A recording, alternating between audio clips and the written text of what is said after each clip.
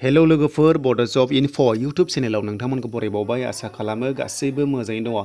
मोजां खबर लोगोफोर NHM निफ्राय साख्रि ओंखारना फैदों नोंथांमोना अनलाइन एप्लाइ खालामनो हागोन। भेकेन्सियाबो जोबोर बुरजा दङ 896 जोबोर बुरजा दङ। हेल्थ डिपार्टमेन्ट जागोन नोंथांमोना मोनगोन पार मान्थ 18,000 आरो बेनि एप्लाइ खालामनायनि लास्ट डेटआ 10 जुन।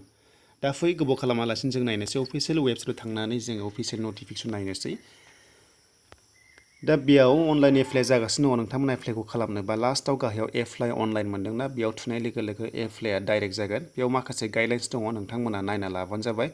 दा बेयाव बुंदों फट'ग्राफ हरनांगोन नोंथांमोना आरो सिगनेचार बिनिफ्राय एज प्रुफ सार्टिफिकेट बिनिफ्राय क्वालिफाइं एग्जाम मार्कसिट हरनांगोन बिनिफ्राय एग्जाम सार्टिफिकेट हरथारनांगोन। बिनिफ्राय बे जाहैबाय आसाम नार्स मिडवाइफ नोंथांमोना मोनसे रेजिस्टार सार्टिफिकेट थायोना बेयाव दङब्ला नोंथांमोना हरनांगोन बिनिफ्राय आइडि प्रुफ हरनांगोन आरो बेनो जाबाय स्टाफ नार्सनि नोंथांमोना जायफोर इन्टारेस्टेड दङ एप्लाइखौ खालामनो हागोन।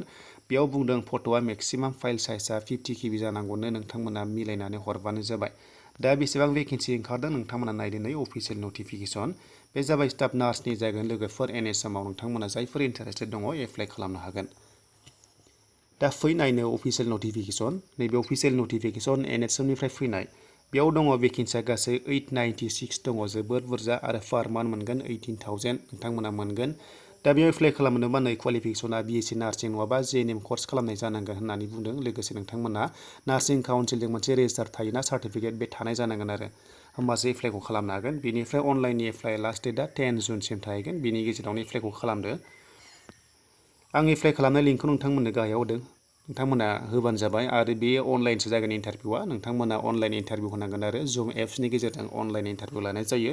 जोबोर मोजां खबर नोंथांमोना अनलाइन इन्टारभिउ होनो हागोन।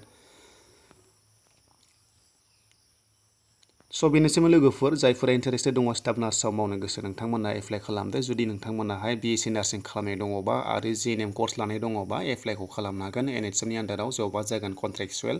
स' बेनोसैमोन लोगोफोर आरो एग्जामा जागोन अनलाइन।